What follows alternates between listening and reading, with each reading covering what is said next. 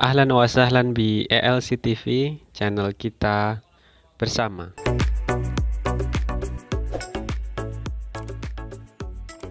Assalamualaikum warahmatullahi wabarakatuh.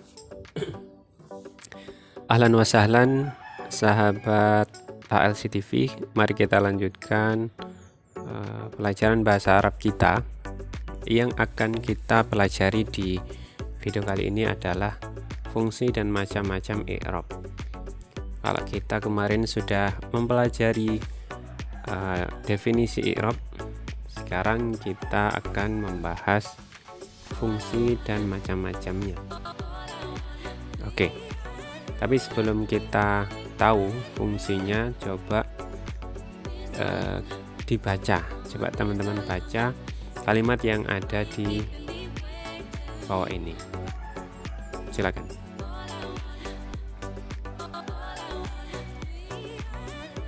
Oke. Pastinya kalau tidak ada harokatnya, orang awam pun akan kesulitan ya. Terutama orang yang belum tahu belajar bahasa Arab, tentunya akan membaca kalimat ini dengan berbagai versi. Ada yang mungkin membaca yadhaba, ahmada, ilal madrasati atau madrasata. Tentunya banyak versi ya kalau orang awam itu ya. Nah, di sini fungsinya i'rab itu adalah untuk membaca akhir di setiap kata ini. Yadhabu Ahmad, Ahmadu ilal madrasati. Nah, jadi fungsinya i'rab itu cara membaca di akhir sebuah kata. Ini dibaca a atau dibaca u atau dibaca i. Itu fungsinya i'rab itu. Kenapa dibaca u? Kenapa dibaca i? Nah, nanti di i'rab akan dijelaskan. Oke. Kemudian macam-macam i'rab. Macam-macam i'rab itu ada 4 ya. Ada i'rab rafa, nasab, jar, kemudian jazm. Oke, itu ada 4. Itu bisa dihafalkan dulu walaupun kita nggak tahu penjelasan masing-masing. Nah, paling tidak kita tahu dulu. Nanti untuk penjelasan selanjutnya akan dijelaskan di video selanjutnya. Oke, apa fungsi dari masing-masing i'rab ini? Nah, tentunya yang belum tahu kan bingung, ini untuk apa? I'rab rafa, nasab, jar, dan jazm ini untuk apa sebenarnya? Oke, untuk lebih jelasnya kita lanjutkan. Nah, saya menggunakan pendekatan dari sistem grammar dari bahasa Indonesia dulu ya. Kalau di bahasa Indonesia kan ada SPOK, subjek, predikat, objek, dan keterangan. Ini harus kita betul-betul paham dulu. Nah, nanti bahasa Arabnya insya Allah bisa ngikut dari sini. Misalnya, Hasan membeli HP di supermarket. Nah, Hasannya yang subjek, kemudian ini predikat, objek, dan keterangan. Atau lagi contoh lain, Corona adalah virus yang berbahaya. Misalnya, itu hanya terdiri dari subjek dan predikat. Nah, sebenarnya bahasa Arab pun mirip dengan susunan yang ada di bahasa Indonesia, tapi ada sedikit perbedaan pastinya ya. Oke, kita tadi kan ada 4 ya, rafa, nasab, jar, dan jazm. Yang pertama rafa. Rafa ini posisinya mirip dengan subjek. Saya katakan mirip dengan subjek, sehingga tempatnya itu ada di awal. Oke. Predikat ini juga masih rafa. Kedudukannya masih rafa. Kemudian yang objek ini adalah punyanya nasab, kedudukannya nasab. Nah, jadi kalau ada kalimat kemudian ada objeknya itu pasti kedudukannya adalah nasab. Kemudian yang jar ini yang keterangan saja. Kalau jazm gampang, nanti ada cirinya. Oke, ini contoh ya. Hasan yashtari al-mobile fi suq. Hasan yashtari al-mobile fi suq. Contohnya ya. Hasan ini rofa. Ya, karena di awal ya. Hasan, kemudian yashtari membeli.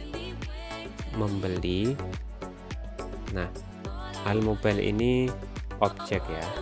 Objek sehingga dibaca nasab, dan jar adalah dan fisuk adalah keterangan. Oke. Jadi rofa ini membuat aturan yang ada di sini. Hasan ini dibaca apa? Menggunakan harokat apa yang boleh di sini? Kemudian yang predikatnya ini harus sesuai dengan subjeknya, karena di sini laki-laki, sehingga predikatnya juga harus sama. Beda ya dengan bahasa Indonesia.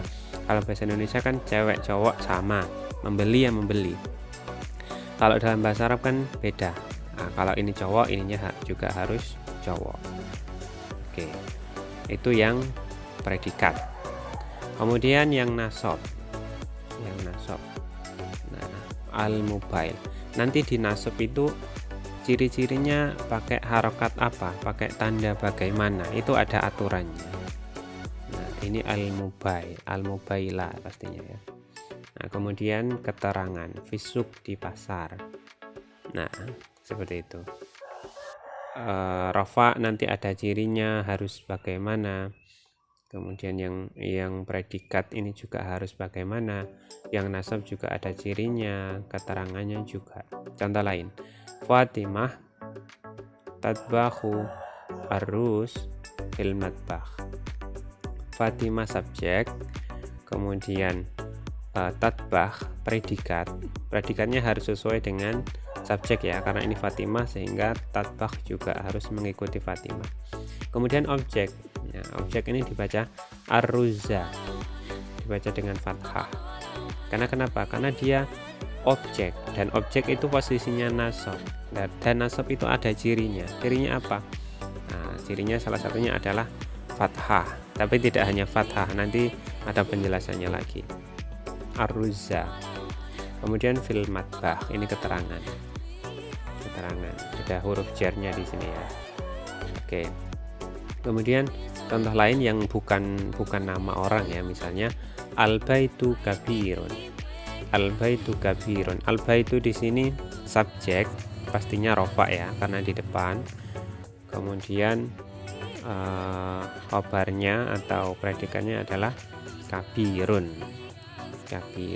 Pastinya juga harus sesuai antara bait dan kabirun. Sesuai apanya? Sesuai gendernya.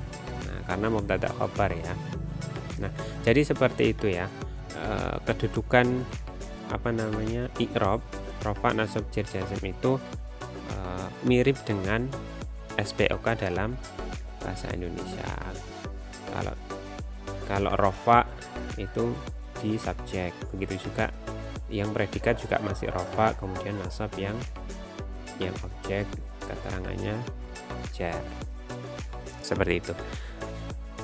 Silakan dipahami. Kalau ada pertanyaan boleh menulis di kolom komentar. Semoga bermanfaat ilmunya bagi diri sendiri dan orang lain.